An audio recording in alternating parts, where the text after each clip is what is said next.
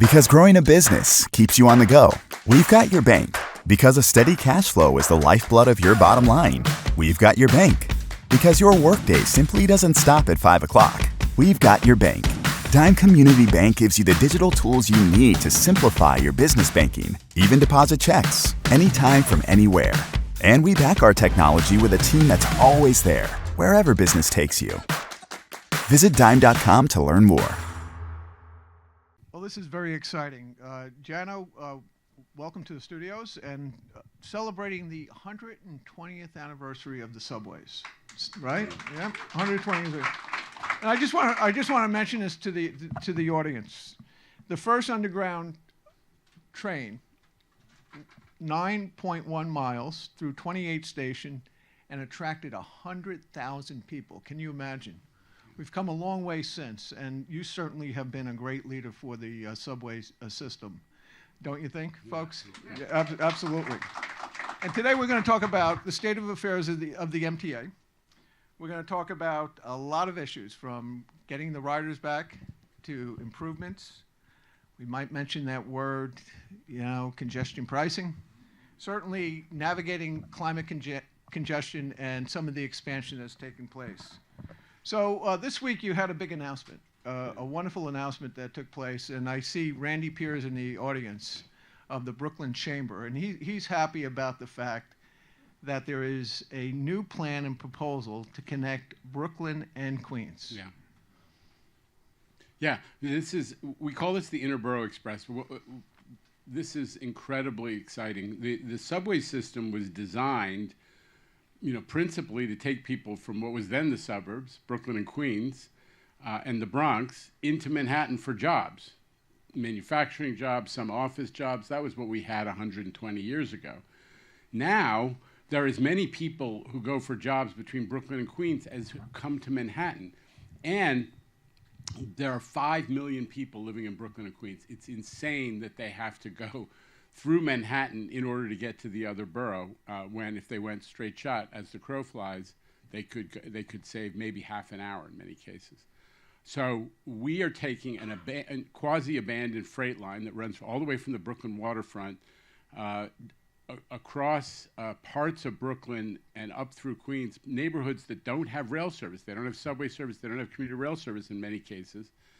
And along the way, 19 stations will connect to 17 subway lines, and you'll be able to go straight from Brooklyn to Queens, but also those neighborhoods all of a sudden will have real access to jobs and education and health care in a way they haven't in the past. It's 14 miles long, and it's going to be transformational. We are moving it forward. Rob, you noted we had a milestone. We are moving forward with the design and the environmental review. The reason that is important, not just to move the project, but to get ready for getting big dose of federal funding. You need an environmental review completed in order to get the big federal money, and we're putting ourselves in a position. So how does that fit into your recent capital plan that you announced? Yeah. You announced a $68 billion plan. Yeah, okay, so every 5 years the MTA has to do a new capital plan. This goes back 40 years to the 1980s when Dick Ravitch was the chair. And our current capital plan is $55 billion. And we, after studying, more study than had ever been done before, the existing system, the condition of 6 million components, every aspect of the system, we said the minimum we can do to move forward this system and put it into a state of good repair is $68 billion. Almost all of that is for investment in the existing system, make sure it doesn't fall apart. Remember, it's 120 years old. So we want to fix the power systems, which nobody's invested in. Make sure that all that concrete and steel, which has been subjected to water, salt, and chemicals for 100 years, doesn't continue to fall apart. Many of these systems are in poor condition and are at risk. And because they're not sexy, because they don't, they're not bright new shiny things, politicians and even New Yorkers in general have not focused on investing in the existing system as much. We got to do it. But we also have left room for a small amount of expansion, and that Interborough Express, that project you just asked about, is the principal investment in expansion in our proposed capital plan. So let's talk about the capital plan for a second. $68 billion, you mentioned politicians, you need help from them. in Albany?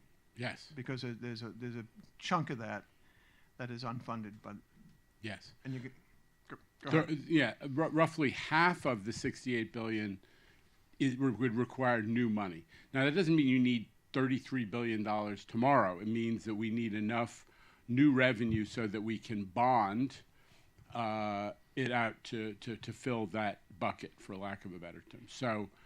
So we're going to Albany starting in January, the new legislative session. The legislators know this is on the menu. Today's AM New York and editorializes saying, Albany, you got to deal with this. And I'm going to Somos the day after the election. Hope we're feeling good. But the day after the election, I'm going to get on a plane to Puerto Rico to go lobby legislators. There'll be a few there. Yeah, they will all be there. I hope, so we'll see how everybody feels, what the morale is. But everybody knows they got to start thinking about Albany, January, and taking action this legislative session on the MTA's budget needs. So I'm going to put it on the audience a little bit. There's a number of people in the audience that represent neighborhood groups or business improvement districts. I'm not going to start single them out. I want to. What do you need from them? Listen, I think we all know that the MTA is the thing that makes the city possible. Our density is what distinguishes us from every other place in the United States and in most of the world. And it's what creates our economic dynamism, being able to put all those people together to create economic value.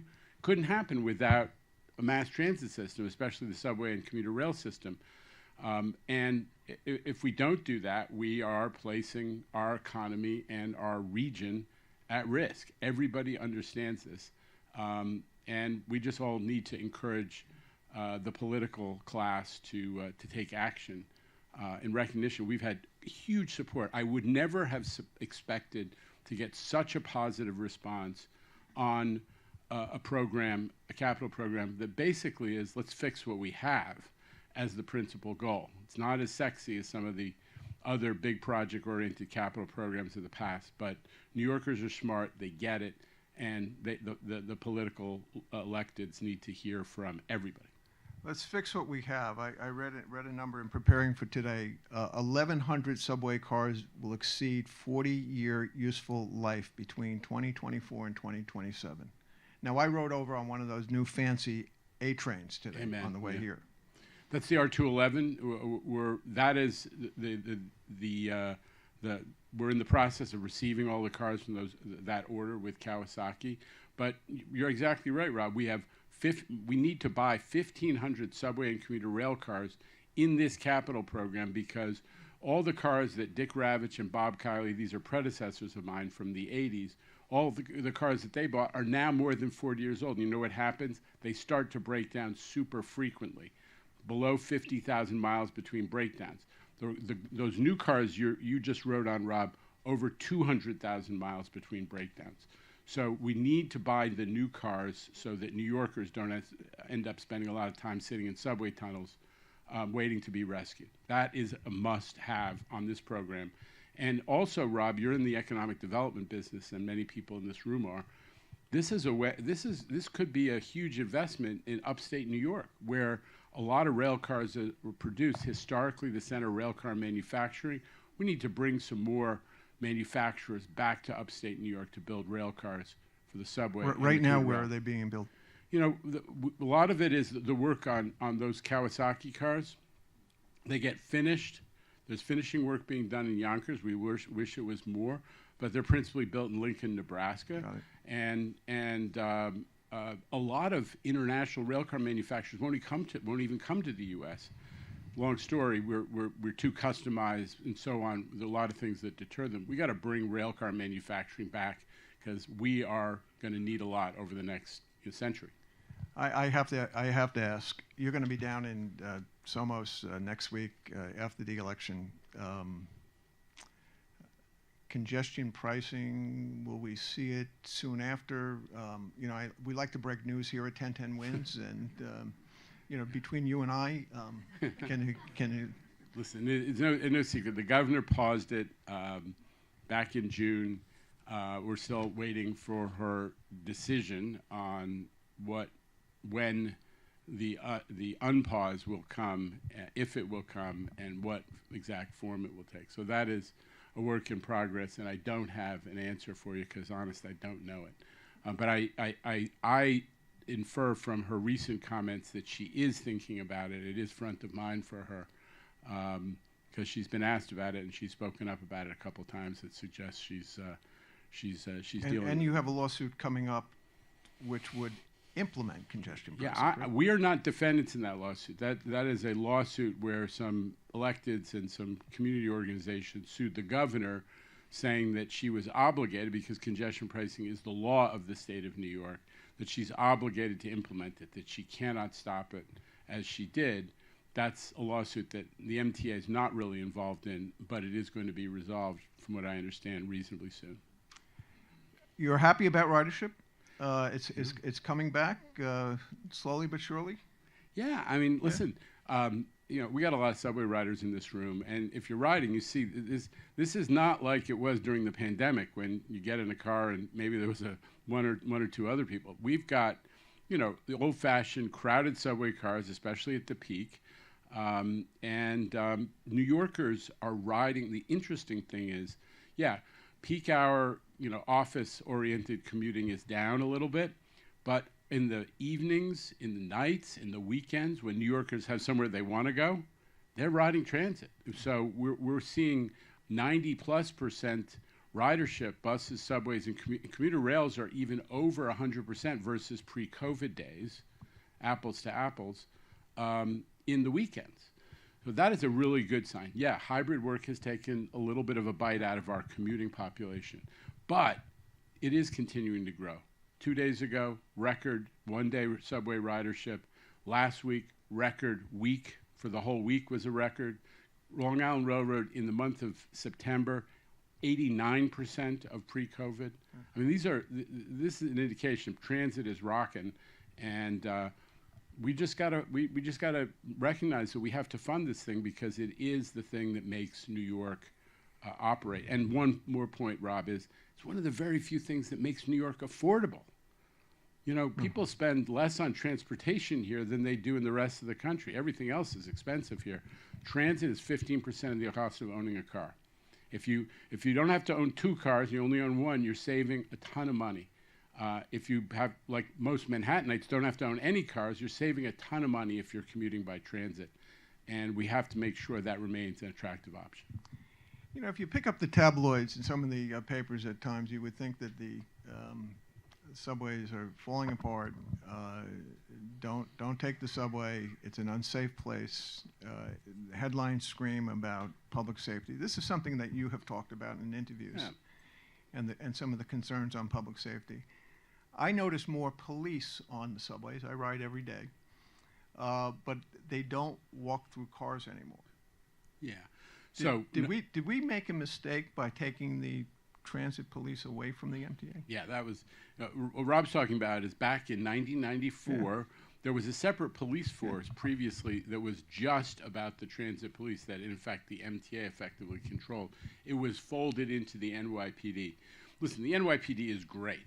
They're the finest law enforcement organization, certainly at a local level, around.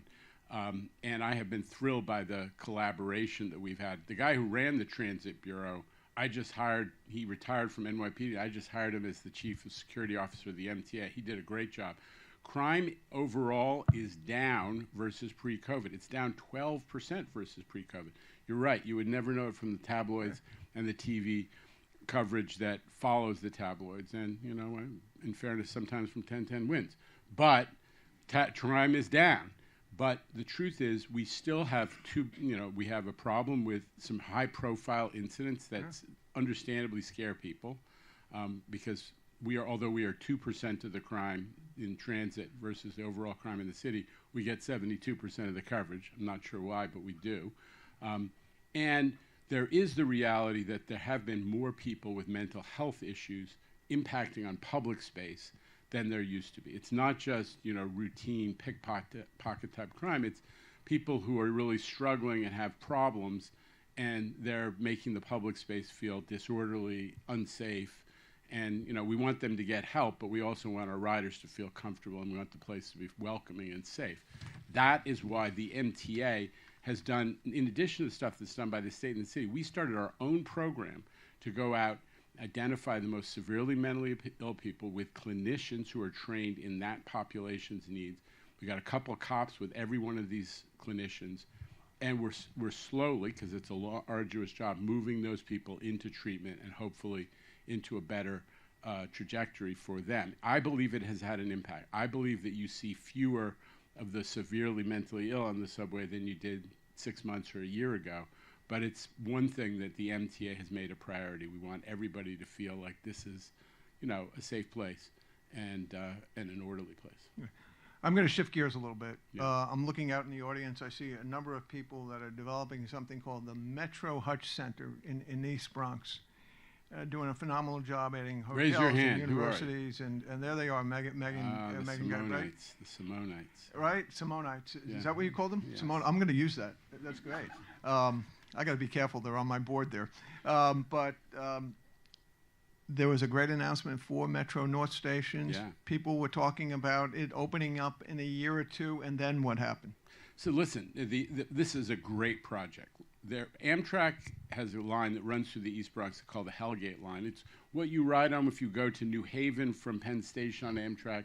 25 minutes into Grand Central from Well, there, right? but you go, it's an Amtrak line that goes through the Bronx, but it never stopped in the Bronx.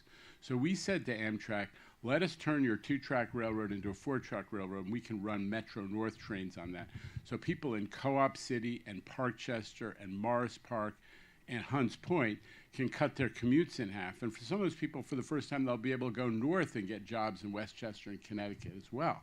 Huge economic development and an equity-oriented project. As you said, Rob, all of a sudden, people who are taking an hour and a quarter to get to a job in Midtown might be able to get there in 30 minutes. Yeah. So that project is well underway. It's fully funded. It's happening. The challenge is the right-of-way is controlled by Amtrak, and we're not allowed to work unless they have all kinds of supervisors and support personnel and blah, blah. And this is a historic problem with Amtrak. They don't provide that supervisory work for us, even when they commit contractually to do it. So the project has been impacted schedule-wise. We're negotiating to try to bring it back, but it's not going to. I don't think it's going to achieve the 2027 goal date. But it's happening. This is happening. So 4 stations in the Bronx, going to serve a huge population. It's going to go right to Penn Station from the Bronx for the first time. Great. I'm going to take a question or two from the audience. Anybody? And if you could introduce yourself too. You're great. Great. Terrific. Rob, thank you. It's Andrew Richey. Hello, Janno. Good to see you again. Andrew Richey. Thanks. Talk a little bit about fare evasion and what we're going to do about that, because it's a big issue. Yeah, so you're right.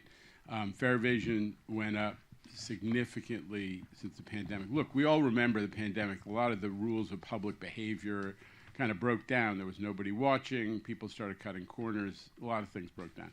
The MTA started, in the interest of protecting bus drivers, before we understood transmittal of COVID as well as we do now, actually closed the front door and told everybody to get on the back door for free.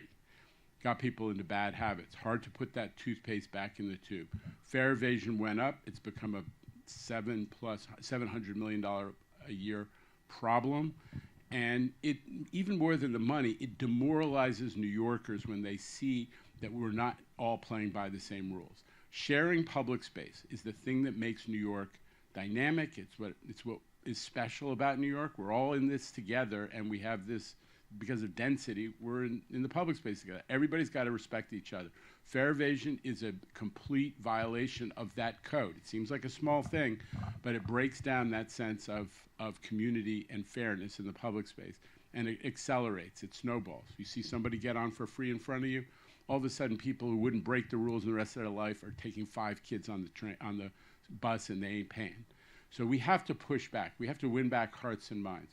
We got to do it with education. We're working with the public schools. We gave the kids a much more generous Omni card so they would ride more for free, but we're insisting that public school kids not fare evade as well. We're also changing the physical barriers, which are out of date. They're not strong enough and effective enough to prevent fare evasion. We got to get that gate, which is a code required, fire code required exit gate, which people pop open and come in droves. We got to get rid of that and we're working with the fire code authorities to make sure we're complying with the code, but we don't have that vulnerability, which has become the super highway of fare evasion. So we're dealing with education, we're dealing with the environment, the physical environment, and we're dealing with enforcement. So we put a lot more cops in the system. It was mentioned earlier. We have plainclothes cops, we've got our MTA cops, and we are hiring unarmed, but sometimes uniformed, sometimes plainclothes revenue enforcement agents, especially to get on the buses and push back against bus fare evasion. I consider this an existential threat, because once nobody sees anybody else paying and it snowballs, the whole economics of the system will collapse. And the morale of New Yorkers is being impacted. It's losing a sense of fairness in our community. Another question? Yes, sir. If you can introduce yourself. Thanks so much. I'm Sean Lewin with the Hudson Square bid. So we have a elevator being built right over here on Spring and 6th Ave for the downtown C&E trains. Just curious if you can give an update in terms of how the accessibility transformation is happening throughout the system. Yeah, I don't know I confess I don't know the status of that particular project, but the big picture is, in my area of the MTA, we said, okay, MTA was given a little bit of a pass back in the 1980s on compliance with the ADA, the Americans with Disabilities Act, by the federal government. But whatever the law is, now the expectation is everybody has to be able to get on this system. And that includes people in wheelchairs and with other mobility issues, but it includes people with strollers, people like New Yorkers who shop with a shopping cart and get on the subway, just regular folks who are starting to feel, getting up and down stairs is a challenge. So we are installing elevators and making stations ADA compliant 5 times as fast as the prior MTA did. We've got, in the new capital program that Rob just asked about, we've got another 60 stations, 60 subway stations, 6 commuter rail stations. Commuter rail is almost 100% accessible. We got a long way to go, because the MTA is now, if you include Staten Island, 490 plus stations. And we have, right now only 150 that are completed. It is the big ones, but we got to get more stations accessible for all New Yorkers. And I'm glad to hear that, in this neighborhood, that's one of the projects we're getting done. Great. We'll take 2 more questions. I'm going to ask one from the newsroom really quick, Janno. Sure. Ivan Lee, the brand manager. We had some sad news this week about another incident, subway surfing. Yeah. Do you think you could talk about what the MTA can do to help control that situation? Listen, we are doing everything possible. I think all of us just are so heartbroken. Many of these kids who are engaged in subway surfing are putting their lives in danger for some social media like. I mean, it's heartbreaking. The parents come home and their kid who went out of school at 3 o'clock and went and did this and doesn't come home. It is just breaking New Yorkers' hearts. And most of these are not bad kids. They're just getting on a bad trend. So what the MTA has done is we went out and talked to the big social media companies, Instagram, Facebook, TikTok, Snap, all of them, and said, you got to take the videos down. They have taken 10,000 videos down, and we're checking it every day. But you know what ends up on social media? Our news organizations reporting on subway surfing, and they put the videos up, and for First Amendment reasons, those are left up. So I implore the news organizations, when you're reporting on this, do not put a video up that's going to end up on the internet permanently and encourage people to think that's how I become a hero. We also need, we've had 200, I wouldn't call them arrests, but there were apprehensions of kids who have done it in this year to date. The cops go out and they do a home visit and they talk to the parents and they say, you got to stop the kid. But there are a lot of kids who keep doing this for social media status, I guess. So we really, all of us, educators, parents, everybody who talks about this. And the MTA has put up messages, both audio messages and also on our screens, on our 10,000 screens, begging people and using actually kids from the public school system to implore other kids, don't do this. So we're doing everything we can, but we need help. We got to discourage this. I see Mitchell Moss in the back. Janno, I think a lot of New Yorkers think you've done a great job at the MTA, and you know, it serves people at a time when, you know, during the COVID and now when so many other services have problems. Is it true that you're thinking about running for mayor and you will announce in January? Wow. That's a pretty good idea. I like this. This is a good rumor to spread, Mitchell. Mitchell's really good at. He's the most quotable person in New York. You know that, right? And some say he doesn't have an unpublished thought. Yeah. Listen, in fairness, you got it. Mitchell studied New York more than the rest of us put together, so tip of the hat there. Mitchell, I am just trying to make sure that, you know, a couple of things, goals I set when I came to the MTA, ridership, great on-time performance, we're hitting it, best subway service in a million years, best commuter rail service ever in terms of on-time performance, financial stability for the MTA.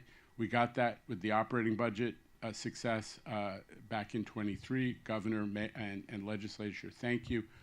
Now, capital program, congestion pricing solution is part of that. Those are the goals I set for the MTA. We're close to being able to achieve all of them. And then I get to think about a future that may not involve quite as much public discussion. You know, Mitchell, I don't want to cause trouble up here. This has been going well, but he is going to Somos next week. Yeah, I'm going to Somos for 2 days and get out of there as quick as I can. But Mitchell, thank you for your always encouraging ideas. We'll get the final word from Laura. Yep. And thank you very much for the time you spent with us. Of course. Hi, I'm Laura Burnback with the Brooklyn Heights Association. Thanks for being here today. I have a big picture question for you, if that's okay to close out on. I think everybody here is very familiar with the ills of the 1930s, 40s, and 50s urban highway system that we have here in New York City, the Cross Bronx, the PQE, et cetera. As those highways disintegrate, it appears that, unfortunately, a lot of investment from the feds are going into rebuilding and expanding those highways that have caused so many problems for so many New Yorkers. How can we, as community-based organizations and citizens, encourage more money to be invested in transit rather than expanding these highways? Thank you. God bless you. I think that you're really onto something, that the federal government historically, you know, put a ton of money into highways and a pittance into transit. Thanks to Daniel Patrick Moynihan, you know, it's 1991, taken a while to take root. We've gotten much more flexibility to use federal highway money for transit. New York is a transit city. 90% of our commuters to the CBD do not drive. So you're onto something. We need the federal government to both invest more money in transit, but more of it has to go to New York, Laura. This is what gets overlooked. New York is 43% of all the transit riders in the country. We get 17% of the federal transit money, 17%. Now, that's partly a function of the reality that the United States Senate is not Democratic, small d, 2 senators per state. But we got to do better. And I say to all these folks who talk about whatever political party they're part of, who say they're going to go to Washington and fight for New York, when are you going to start changing that equation? When are you going to start? Denying New York transit money is a little like saying, Florida, you only get 10% of the hurricane relief bucks. We are, just like Florida has hurricanes, we got transit, and we should get closer to our share. I think Mitchell's onto something.